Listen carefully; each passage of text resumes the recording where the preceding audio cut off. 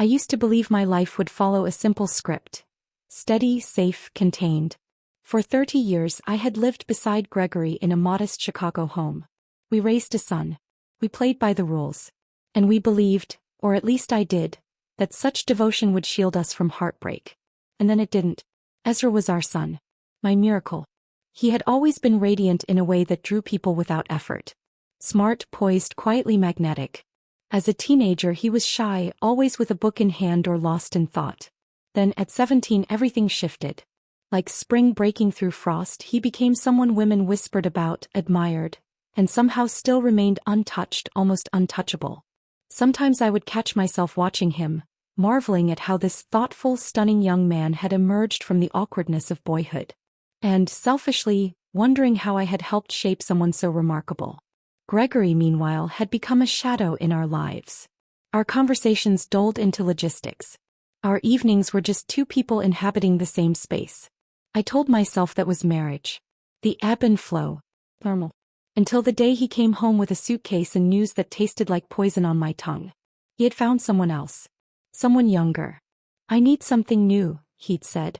Someone who reminds me I'm still alive. I couldn't breathe. After he left, I sat shaking in the kitchen, gripping my phone like it might break in my hand. My fingers dialed Ezra's number almost of their own will. Mom. His voice was immediate, alert. What's wrong? I broke. He's gone, I whispered. My father left me. For some girl. There was silence. Then his voice, calm, certain, anchoring me. I'm coming to get you.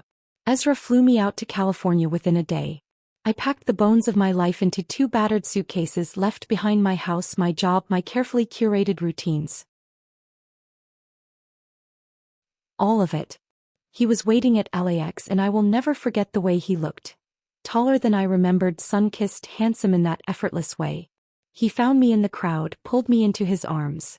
You're safe now, he whispered. I've got you. I clung to him like a lifeline. His apartment was small but full of light, not far from the Pacific.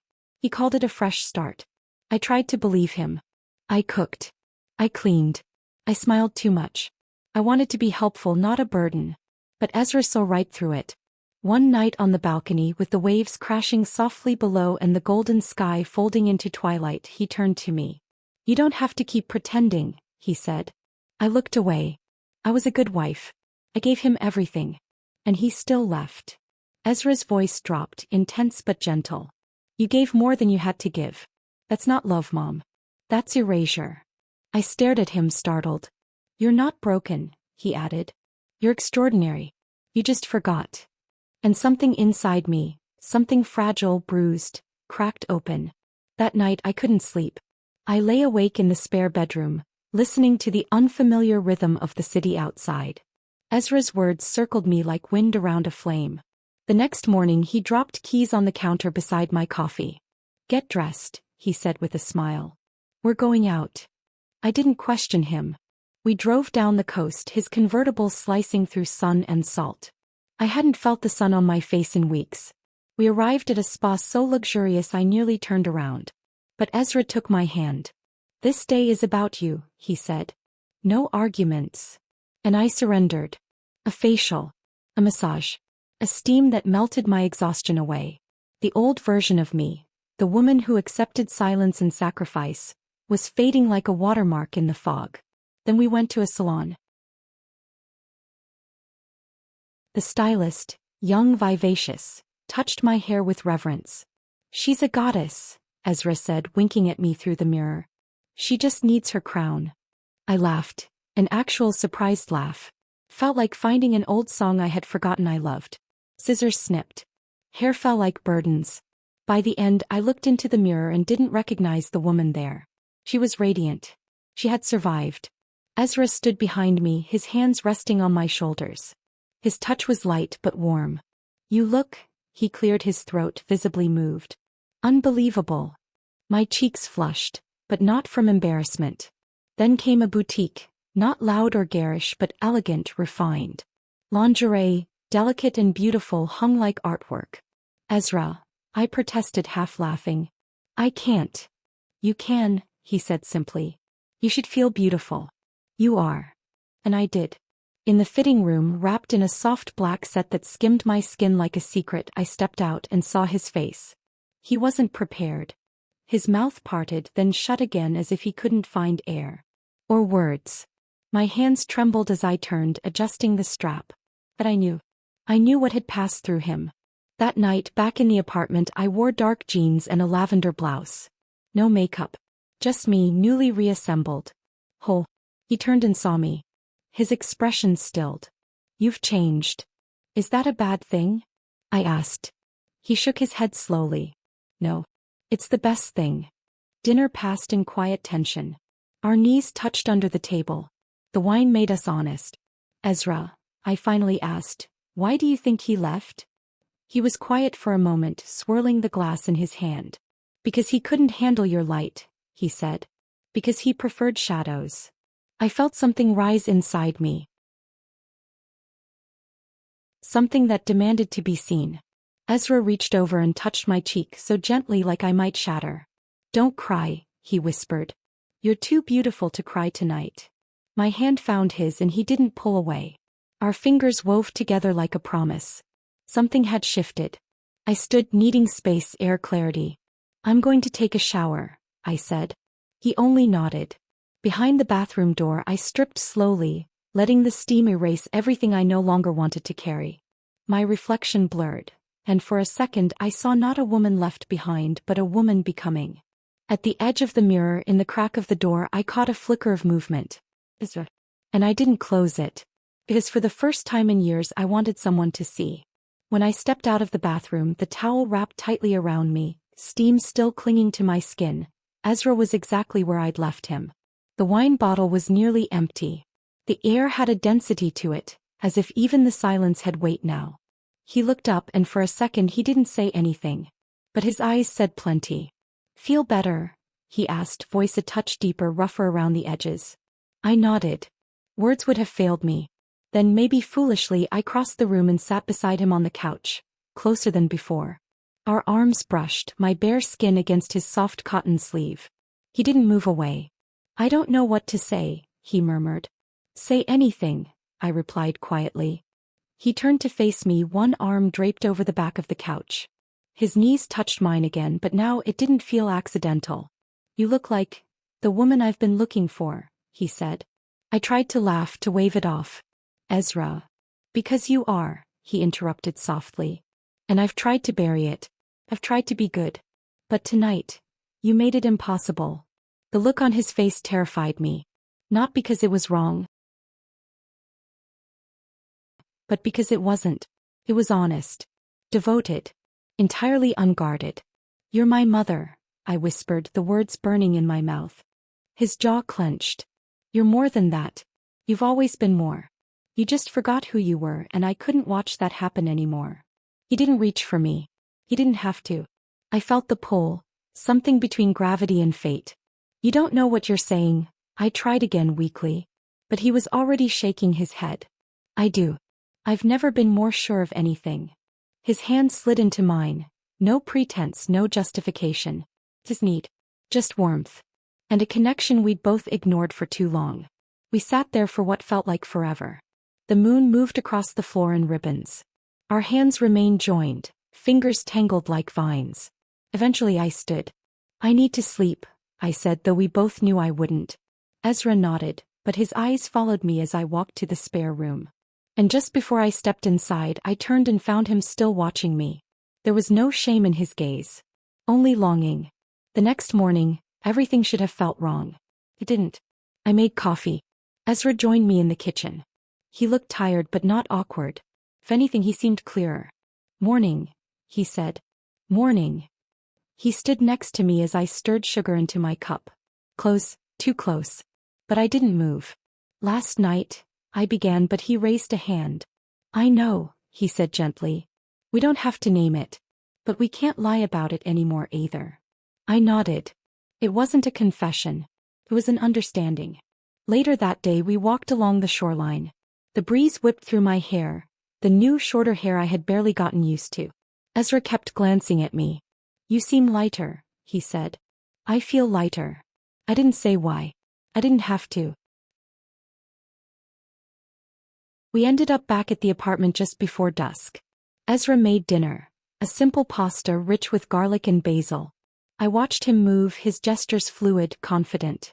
He poured wine without asking. "To new beginnings," he said, clinking his glass against mine. I didn't drink right away. I watched him. He waited. And then I raised my glass and drank. That night I stood in front of the mirror again. The towel fell from my shoulders slowly, almost ceremonially. I examined the lines of my body, the subtle map of time written across my skin. And I heard it, the faint sound of footsteps behind me. Ezra. I didn't turn around. He didn't speak. The air thickened. The only sound was the ocean outside and the soft intake of breath. I met his eyes in the mirror. Everything changed in that one look. The unspoken became understood. He stepped closer, his reflection merging with mine. I didn't stop him. When he placed his hand gently on my back, his fingertips barely brushing my skin, I exhaled, slow, measured, certain. "You're not afraid," he said. "No," I whispered. "I'm not." He turned me slowly, carefully, like something rare. "I've waited my whole life to find someone who sees me," he said. "I see you," I breathed. And then he kissed me. There was no rush. No demand. Just surrender. A kiss made of fire and gravity. Not forbidden, not broken, but born from a lifetime of closeness that finally tipped into truth. I had braced for guilt, for fear, for shame. None came. Only peace. Only warmth. Only him. The days that followed were like living inside a dream I hadn't known I was allowed to have. Ezra didn't push, didn't label. He let the space between us speak. And somehow that space said everything.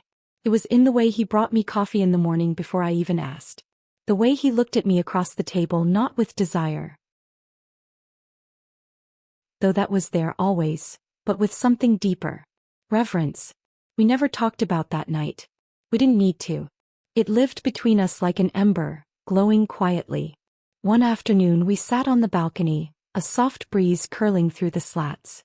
I wore a linen dress Ezra had picked out for me from a local boutique, pale blue, fluttering at the hem.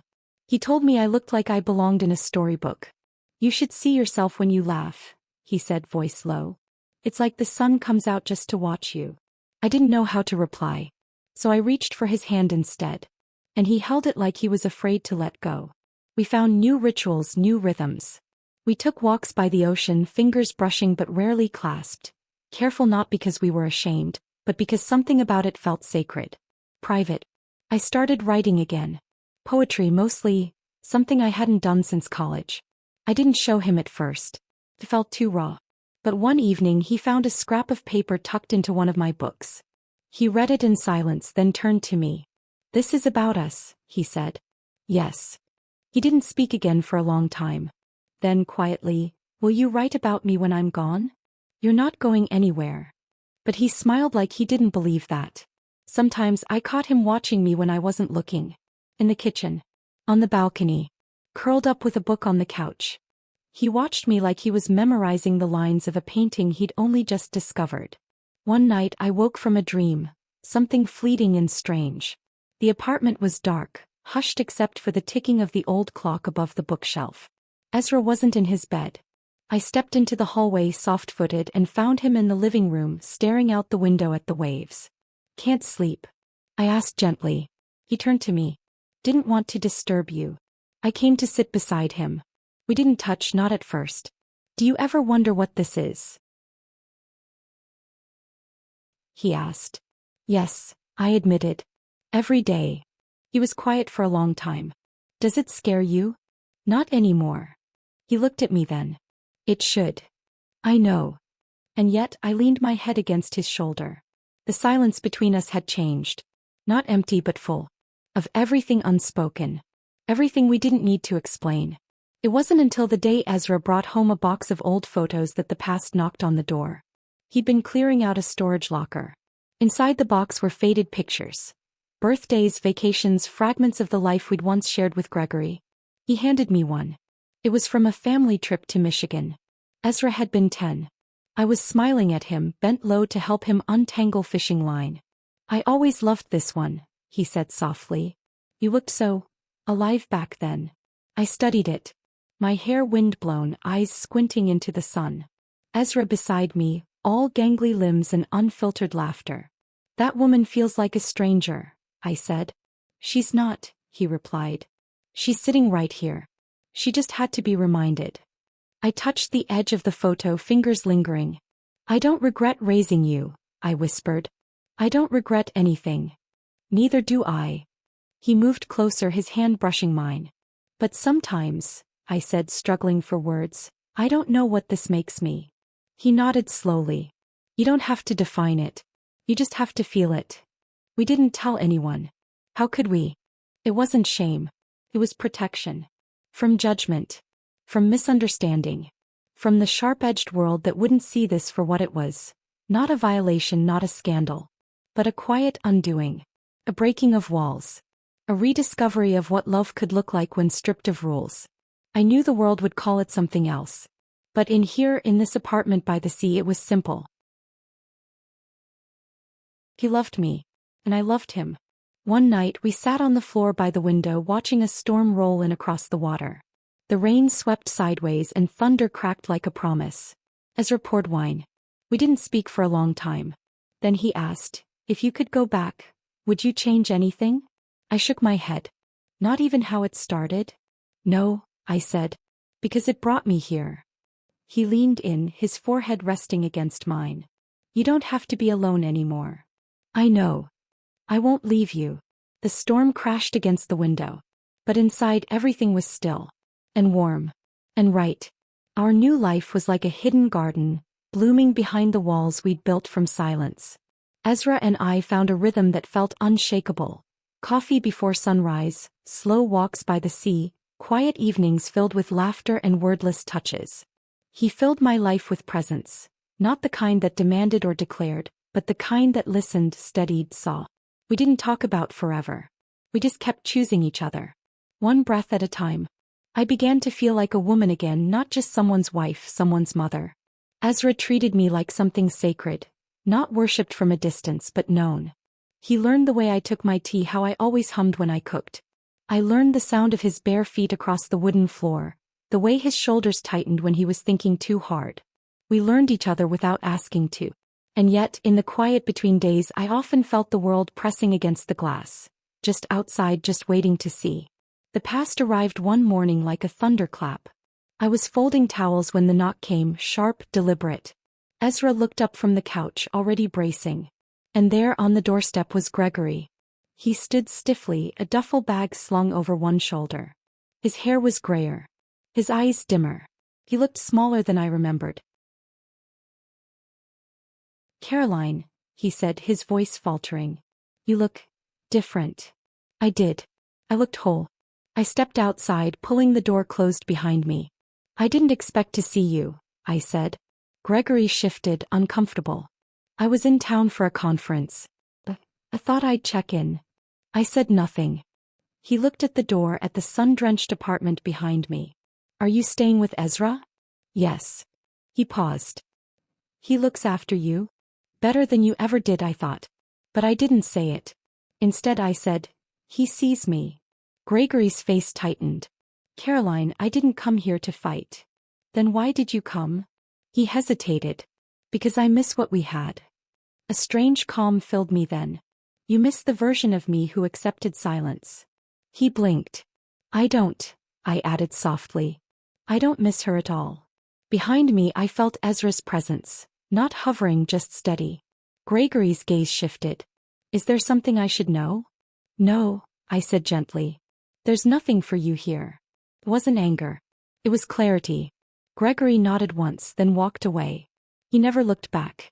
Inside, Ezra was silent as I closed the door. I turned to him. You heard. I heard. I crossed the room, my heart oddly light. Are you okay? I'm not the one he left, Ezra said. But I saw what he gave up. He pulled me into his arms. I melted there. I love you, he said. Just that. And I knew he meant it in every tense. Past, present, future. The months passed. We traveled. Santa Fe, Ishland. A tiny town in Oregon where no one asked questions and we could just be. Sometimes we were mother and son. Sometimes we were strangers. Always we were each other's. He called me his home. I called him my miracle. The world outside would never understand. But love doesn't ask for permission. It asks for presence. And Ezra, he was always present. In every breath. Every glance. He left notes tucked into my books. You're the reason the stars come out. You make the air feel like music. You're mine, not by blood but by something deeper. I kept every one. One day we sat on a hill above the ocean. I rested my head on his chest, his heartbeat steady beneath my ear. I never thought I'd find this, I whispered. You didn't, he said. It found you. I closed my eyes, breathing him in. The world would keep spinning. People would talk. Time would march forward. But we had stepped off the map. Into something dangerous. Unwritten. True.